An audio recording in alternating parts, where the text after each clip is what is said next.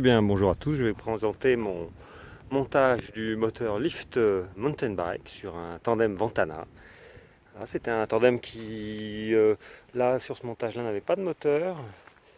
Il a eu avant un moyeu arrière Bionix, voilà, et je voulais essayer donc le lift parce que je voulais garder mon roll-off à l'arrière. Donc, initialement, il était sans moteur avec un plateau de 40 ici, le plateau d'entraînement, et le pignon je sais plus, mais en tout cas j'ai la démultiplication la plus faible possible en tandem, c'est-à-dire que roll-off prescrit des démultiplications mini afin de ne pas casser l'intérieur du moyeu, donc ça doit être, je sais plus si c'est 47 ou 46, j'ai pas le nombre de dents du pignon, enfin de toute façon c'est sur le mode dans le pas, enfin bref c'était la configuration d'origine. Alors, Lift Mountain Bike, donc c'est un moteur de pédalier, un peu à la Bafang, mais beaucoup plus qualitatif, qui est conçu en France. Il y a une petite équipe, voilà, Made in France. Alors, je pense qu'il y a des choses qui sont faites en Chine quand même, je sais pas, Made in France, oui. Et puis par contre, l'équipe, elle, est en France et vous pouvez discuter avec elle sur Messenger, etc. Et ce qui m'a permis en fait quand j'ai reçu le carton, j'ai eu rien besoin de rajouter, ou voilà, on savait déjà ce qu'on allait monter, comment on allait faire. J'avais une contrainte, donc la contrainte, le moteur il peut se mettre au-dessus ou en dessous. Donc si il est en dessous sur l'avant, il y a des problèmes, c'est-à-dire que les deux pédaliers sont pas liés. Alors il y a des gens qui aiment bien ça en tandem, moi en tandem tout terrain, moi je veux que les deux pédaliers, vous voyez, mes deux pédaliers, ils sont liés. Alors, les deux pédaliers liés, vous voyez, il y a une roue libre en fait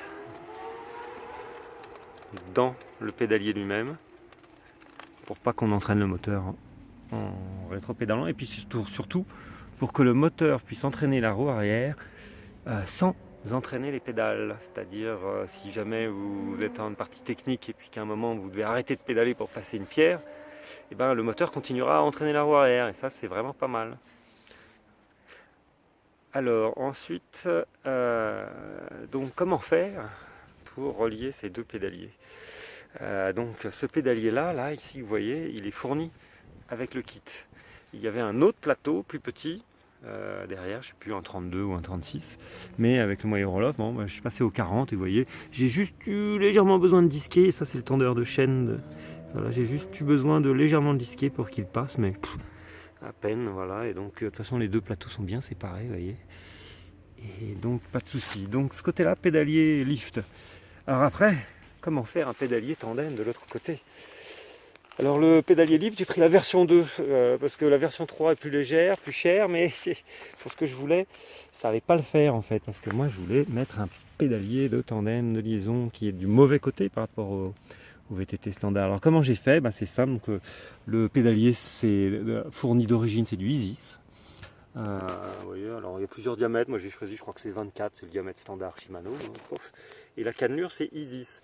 J'ai pris chez un revendeur sur internet bien connu des pédaliers Insight. Insight 170 mm, Insight 175 mm. Alors vous allez me dire, bah oui, mais c'est pas le bon côté. Ah, et ben écoutez, c'est tout bête, il suffit ensuite d'utiliser un outil VAR pour remettre un tarot dans l'autre sens pour les pédales en fait. Parce qu'effectivement, le pas de vis des pédales n'est pas bon finalement quand on change de côté. Donc avec cet outil VAR, j'ai pu changer, mais il y a un pas de vis rapporté en fait, et qui du coup est dans le bon sens. Alors le pédalier Lift Mountain Bike est très large. Je crois qu'il fait 149. Donc à l'avant, j'ai trouvé un giga pipe de chez Trouvative en 118, leur modèle DH. Voilà, comme ça m'a élargi un petit peu ici. Il a fallu que je fasse la même bidouille évidemment sur ce côté-là, parce que là, du coup, c'est plus le côté pédalier. Donc voilà. Le boîtier de pédalier, donc le Gigapipe de chez Trouvative, lui par contre il se monte il se met dans le bon sens. Voilà, et je suis équilibré, c'est-à-dire que mes pédales, il n'y en a pas une plus à gauche ou plus à droite. Par rapport au cadre, là j'ai mesuré. Je suis équilibré, je dois être entre l'endroit de mes plats des pédales et le milieu du cadre, je suis à 96. Un peu comme un vélo de descente, voilà, tiens. C'est un pédalier DH. Et derrière c'est un peu plus, ça doit être 105, je crois. Alors, ensuite la ligne de chaîne.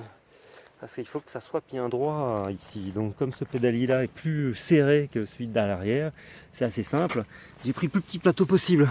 J'aime bien pour la garde au sol, parce que sinon dans la garde au sol, c'est aussi bien à l'avant, mais surtout au milieu, quand il y a une cassure dans le terrain, c'est important. Donc le plus petit en 104 mm, c'est du 30 dents. Donc ici je l'ai mis à l'extérieur, voilà.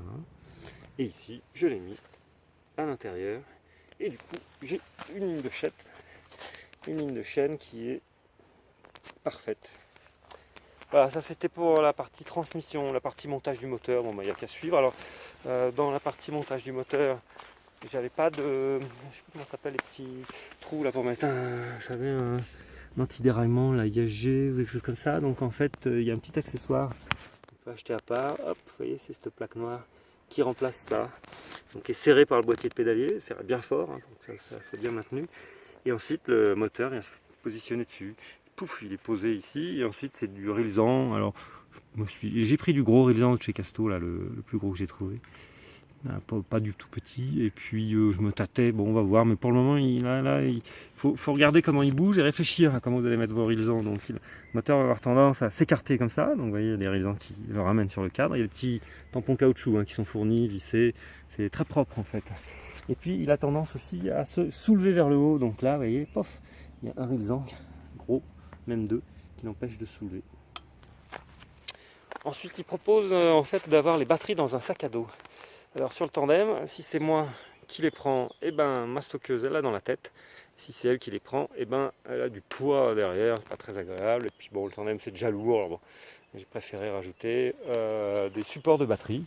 Un petit peu, voilà, ces deux supports à visser sur les portes bidons. Donc j'en ai créé un nouveau ici. Celui-là il était, donc c'est assez simple. Enfin, c'est simple. Chez Casto, un renvoi de perceuse à 90 degrés. On fait un trou de 7 mm et on met un écrou avec la pince adéquate, un écrou à sertir qui remplace, c'est les mêmes écrous que pour un porte-gourde en fait. Hein. Après, c'est sécurisé par deux Rilsan de chaque côté. Et vous voyez, pour sortir la batterie, en fait, là il n'y a pas de velcro fourni, je pourrais en faire un, mais bon, j'ai fait un Rilsan juste la bonne taille pour que clac, clac, et toc, je passe le coin, hop, monter un peu la caméra, je passe le coin, hop, hop, et là, la grosse batterie sort. Voilà, Panasonic. Donc c'est deux batteries de 311 Wh, donc ça fait un total 600 et quelques. Il faut faire le changement manuellement. Donc là je l'ai enlevé et là c'est le côté voilà, qui est branché là. Donc j'ai fini de rouler avec celle-là là, pour faire les essais. Voilà, il y a un écran, enfin j'ai un écran d'ailleurs mais je ne l'ai pas mis encore là, parce qu'il faut que je fasse une rallonge. Je sais pas si je vais le mettre derrière ou devant, c'est un écran, c'est pas comme les TT électriques tout computérisé, là, tout avec l'ordinateur, c'est-à-dire que là c'est une intensité en ampères pour voir combien on consomme, voir si on est sur le bon rapport en fait, si le moteur est bien efficient, et puis une tension en volts, les batteries lithium-ion, hein, chaque élément, il y en a 10 batteries lithium-ion, 10 éléments par batterie, donc 10 pleine charge c'est 4,2 volts, donc ça fait 42 volts. Et il ne faut pas descendre, mais il y a une sécurité, hein, ça va se couper, il ne faut pas descendre sous, bon le mini c'est 3 volts par élément, mais je crois que là ça coupe à 3,1 pour être sûr. Alors la différence avec un VTT électrique standard, c'est la gâchette. Donc vous voyez là, si j'appuie très légèrement, sinon je vais me faire écraser, et ben hop là, le vélo il part sans moi, pof. C'est une gâchette, alors on peut la mettre au pouce ou à l'index, j'ai demandé aux gens de chez... aux riders de chez Leaf Mountain Bike, et ils m'ont conseillé de mettre à l'index. L'avantage que je vois à l'index, c'est que si j'ai besoin de freiner, de toute façon, hop, je suis obligé de relâcher. Alors que s'il était au pouce de l'autre côté, je pourrais freiner en même temps le pouce, donc à des moments un peu techniques en montée, ça pourrait un peu, on pourrait un peu partir dans tous les sens, voilà, et freiner et accélérer en même temps. Enfin bref, voilà, il y a un petit indicateur de niveau ici. Et donc c'est là, le ride est complètement différent par exemple, moi j'ai un Specialized Kenevo, donc là c'est complètement différent, c'est nous qui gérons l'assistance. Donc rien à voir. La gâchette, bon je mets mes gants en même temps, il faut s'y faire. Hein. Il faut s'y faire, mais on s'y fait assez rapidement. Le ressort peut être ramolli, mais en l'enlevant et en le chauffant fort. Je le ferai peut-être. On va voir, il faut que je vois l'utilisation. Et sinon, ben, la puissance, c'est jusqu'à, en fonction du rapport sur lequel vous êtes, il faut être bien, si le moteur tourne pas trop lentement, c'est comme ça. C'est un moteur, j'ai vu, c'est 2 fils, hein, donc c'est courant continu, c'est pas un brushless. Je pense que ça, bon, de toute façon, il est largement assez puissant, je peux même rouler sans pédaler, mais je pense aussi que c'est pour la gestion, ça va être plus facile, et puis pour le coût aussi, parce que le kit, moi j'ai quand même 2 batteries, hein, n'est pas si cher que ça quand même. Pour électrifier un vélo complet, vous voyez là, je vais m'aider, j'arrive pas à tourner, hop, je m'aide avec la gâchette, et voilà, le vélo, hop, part tout seul, voilà. Alors bon, je suis tout seul, on va essayer de filmer un petit peu, hop. Heureusement, j'ai les tissus de celles qui bougent, qui se descendent, voilà. Donc, on est prêt à partir, le bon rapport encoché. Et ah, il fait très légèrement du bruit. Alors sur Specialized, évidemment, il n'y a pas de bruit, mais j'étais habitué. Mais par rapport à un Bosch, il fait moins de bruit qu'un Bosch. J'ai eu des high bikes. J'ai arrêté de pédaler. Mais donc là, après, c'est à soi gérer la puissance. De toute façon, il y a beaucoup de positions avec la gâchette. Hein. La puissance. Bon, là, j'ai pas ma main, je peux pas changer les vitesses. C'est une petite gymnastique. C'est-à-dire qu'avec un dérailleur standard, bon ben, on change de vitesse en même temps qu'on pédale. Le roll-off, non, il faut arrêter de pédaler, arrêter de mettre de la poussée, changer la vitesse, repédaler. Alors au début, j'étais un peu perdu, mais maintenant, je coupe la gâchette, je coupe l'appui sur les pédales, je change de vitesse, clac clac avec la poignée, et je remets d'abord la gâchette et tout de suite les pédales. Et ça passe très bien. Alors, bah, vous ne voyez pas, mais je ne me rends pas compte, mais ça monte dur et j'ai pas pu changer de vitesse et le moteur m'aide complètement en fait. Hein. Vraiment. Il est puissant, c'est pas une moto non plus, mais il est vraiment puissant ce moteur. Bah, écoutez, voilà, j'espère que ça vous donnera envie. Donc ce que je vais rajouter après, ça sera le petit écran là pour gérer un peu la tension des batteries, voir où j'en suis. C'est pas un pourcentage, mais c'est assez facile. Hein. De 4,2 à 3,1 volts.